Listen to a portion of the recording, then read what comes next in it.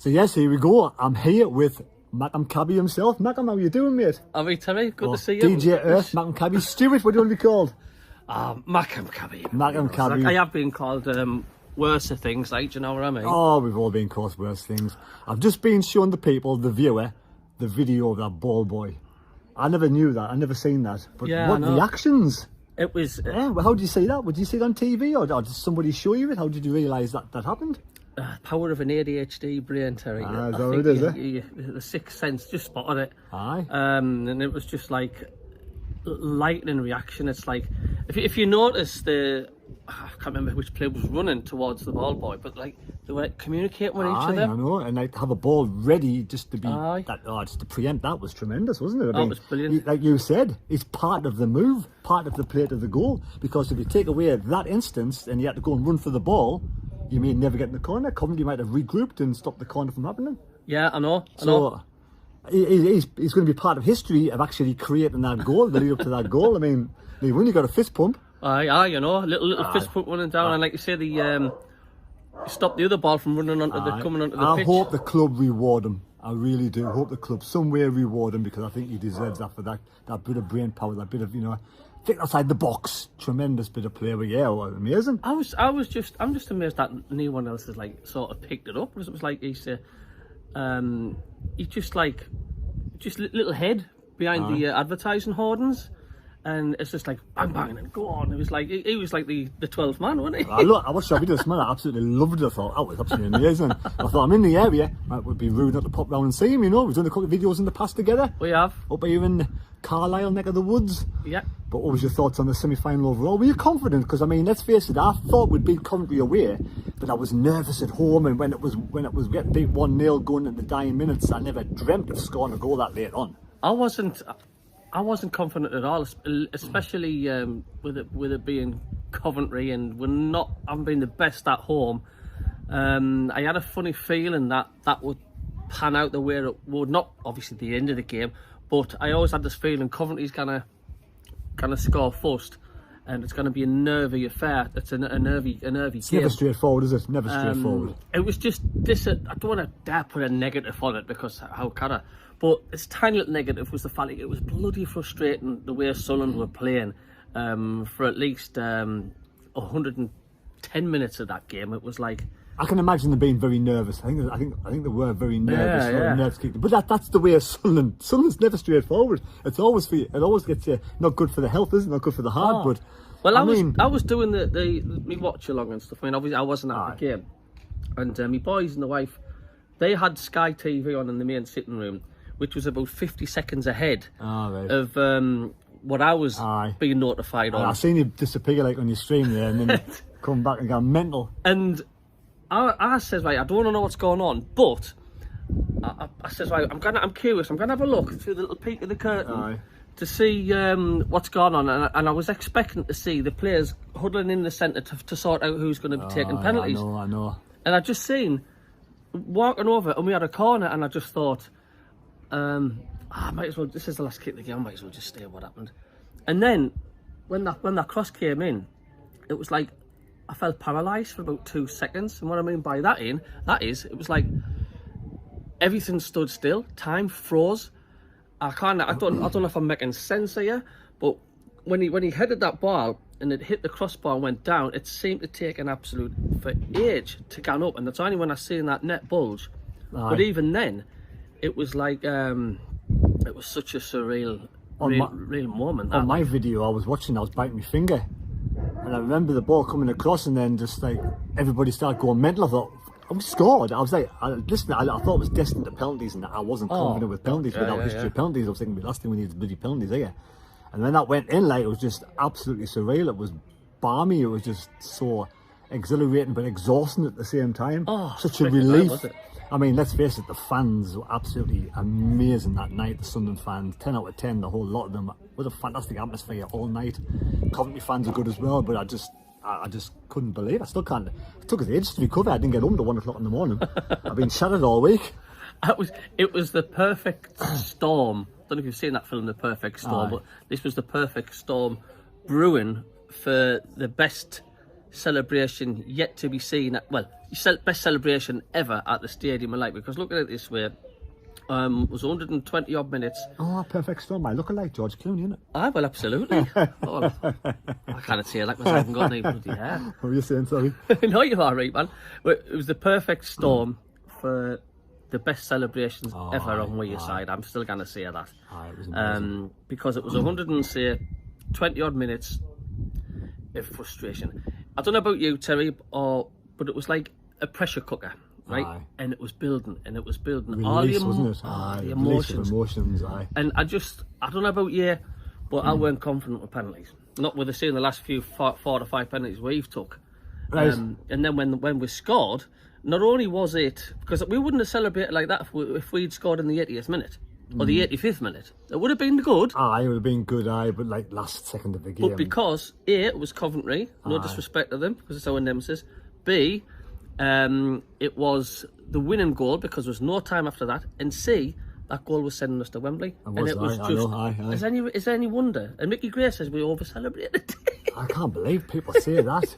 Why would you not over-celebrate? You spend you spend all season building to try and get the Premier League, and you got this chance to get to Wembley, and you sort of do the business away. You come home 90 minutes, you're back on level terms again. You go another 30 minutes, and then the release of bloody just sheer jubilation in the last seconds. I mean, it's even past 30 minutes. It's 30 minutes and 22 seconds, or whatever it was. Yeah. How can people say you over-celebrating? It's ridiculous. It's not.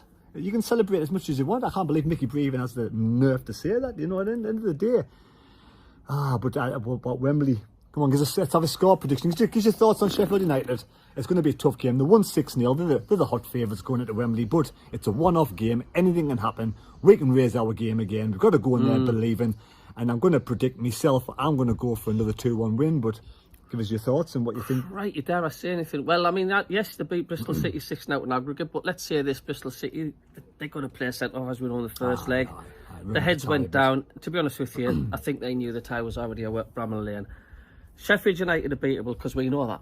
Aye, we beat them. We've done 4 points this season. I know it was only 2-1, but we played them off the park that night at the Stadium of Light, and they only just beat us because Roberts missed a penalty at Bramall Lane.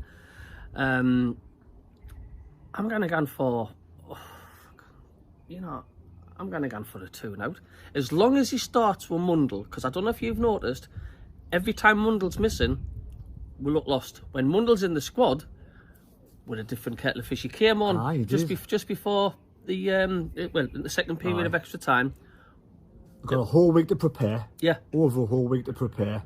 Mundle, Lafay in the middle, and Mundle on the left.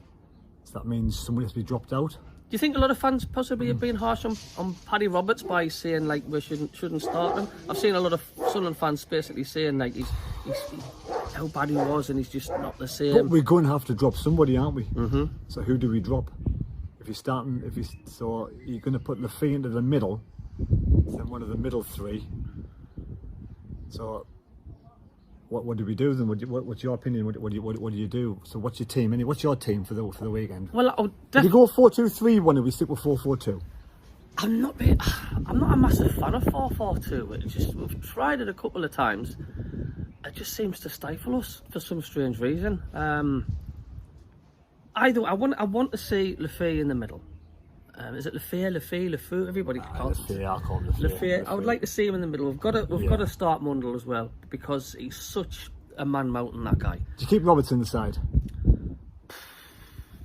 He may have had a bit difficult game against Coventry because he doesn't play 2 games back to back well with him having a problem with his hamstring. So this extra week recovery, can you really drop Roberts? Does Roberts deserve not to be in the side? His workload's there, and without a shadow of a doubt, you cannot knock him as a player.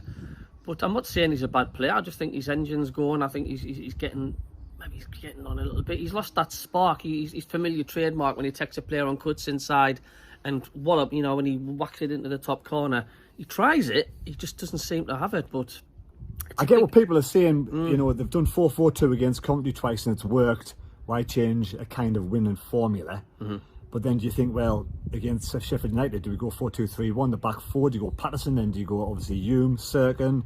You got Ballard and 09, then you got your three in the middle. You'll have Job, Neal, and you'll have Liffey in front with Roberts, Mundle, and Meander up top.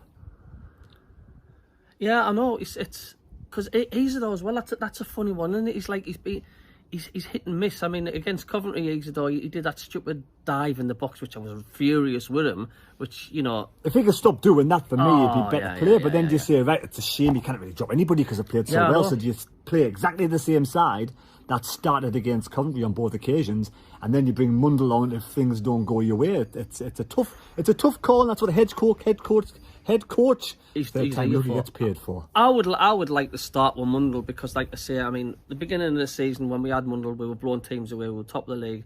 He got injured, and no coincidence, I think we drew 6 or 7 on the bounce without Mundle. Came back, we were a bit better, and then he was injured again. Something Mundle brings, I can't put my finger on it, but there's something he brings to the side when he's on. It's just the whole team seems to play better, and I think it's too big of a game to gamble. I think we must start with Mundle. So come on then, on the spot, formation. Do you know what I'm going to go on? 4-2-2. 4-4-2 should I say? Yeah. Who do you drop for Mundle? Good question. It's a tough one. You're going to have to. And if you're going 4-4-2, you can't drop Meander, you can't drop Isidore. You're going 4-4-2, you're in a bit of a pickle now because Lefee's on the left, so you can't drop Lefee. Lefee got to go to number in the middle. That means one of the midfield two's got to be dropped. I know. You could play Mundle, but you go 4-2-3-1. You drop Isidore. If Isidore hasn't performed that well, but is it hard on Isidore being dropped in the 4-2-3-1 situation, or do you just say, right, stick with the way it went and you bring Mundle on? It's a lot of ifs and buts. And it is a lot of ifs and buts. I mean, look, I know Isidore's hasn't been sort of the best, but we know he's got it in him. You know how dangerous he can be when he wants to be. So if you start Mundle, you're going to have to play 4-2-3-1, aren't you? Yeah, I would say. You kind of bring Mundle in. And then, yeah, good point. I would go with that formation. Right. I mean, I can't have my cake and eat it. You got to. If you have a Mundle on, that's right, Terry. You're gonna have to change it a little bit and stuff. Yeah, I will go with that. If Mundle starts in the position you're in, you're going to have someone out of position up front, and then or you're going to have to drop somebody from the middle, haven't you? Yeah. Or you stick someone on the right and you get rid of Roberts. So it's if you think Mundle's that much of a character that he's going to be better, and do you think we need to be more sort of solid with the 4-2-3-1? People out there, let me know what your thoughts. Give us your team news. Is it 4-4-2? Is it 4-2-3-1? If you want to watch a live watch along, you're not going to Wembley, we want someone to commentate on it. Mackem Cabbie's doing a live stream, are you? I'll be doing a live watch along. Watch along? I'm still in orbit from Tuesday night. I've not come down from that yet. Pop over to his channel, look at his channel, and subscribe to him. How many subscribers you got so far? I think I just need 100 more to get 4,000 subscribers. Tremendous, absolutely tremendous. So well done, mate. And of course, also tune into the big man of the Mad Mistake, and I'm sure he'll be doing vlogs and left, right, and centre of the Wembley build. Trafalgar vlog will be coming up, and then obviously the match day vlog on the day. And anybody wants to join in, pop down and see us. You're welcome to join in. But do you know what, Terry? Though, whatever happens at Wembley, if we didn't go through or whatever, it's still been a remarkable season, and it's not going to dampen what happened on Tuesday night. That's like a Gordon Armstrong header moment. That's going to stick with you forever. It's not going to dampen that. Like, I'm still going to enjoy rewinding and watching that back. So would you say if we didn't make it through Wembley, would you? Do you know what it is? Because we've improved this season on the two previous seasons, a step forward. So as much as you want to be in the Premier League, we're getting almost there, and we get the closest we could possibly get. It's phenomenal. Bar the top two. So yeah, it's an improvement. So you can't really knock the team or the squad or whatever, but we need to see an improvement next season as well. So if we want to go that next level up next season and go for the top two, then obviously we've improved over the 5-year reign of the owners. If we stay in the championship, it's about improving again next season. Whether we can keep these players, whether some of these players will be sold, but if we do sell them, we improve it with a better calibre of player in, so we can actually push for the top two. Because whatever happens, come rain or shine, it's a difficult season next season again. You got Leicester, Ipswich, Southampton coming down, Birmingham coming up, Wrexham. They'll have money to throw around, no doubt. Probably Wrexham, so it's going to be a tough season. You're stuck in a continuous loop. The gap has grown every season, not just with the Championship and the Premier League, but the top three and the rest of the Championship. And what you don't want, because I think it would be bad for football, is if you're constantly getting the same three going up, same three going down. You don't want to be stuck in that loop, because that's just not good. That, I mean, look, people are saying for either Leeds, Sheffield United or Sunderland and Burnley, for them to survive in the Premier League, who are you going to pick to get relegated from the Premier League? Because if you look how bad Spurs and Man U are, they're fourth and fifth off bottom, but they're nearly 30 points ahead of the bottom three. That's the gap between the bottom three and the rest of the Premier League. Some teams do bridge that gap. Nottingham Forest has bridged that gap. They're a prime example. But they've got the backing and they've got the money. Now people say to me, well, what's the point of going to the Premier League? Get relegated next season? I'll take my chance. I'd rather take my chance. I'm happy to go in the Premier League, see some good teams come to the Stadium of Light, take me chance. If you get relegated, you take it on the chin, you rebuild and you go again the season after with all that parachute payments and this, that and the other. There's only two teams over recent history have been double relegated, and that was us and that was Luton. So, the majority of the time you get relegated from the Premier League, but you go again and you're in the top 3 or 4. So I'll take my chance. I want to win at Wembley. I want to get promoted to the Premier League. Whatever happens, would you like to see us getting a recognised striker, which I think we should have done in January, and no more players with broken backs from bigger clubs? We do need.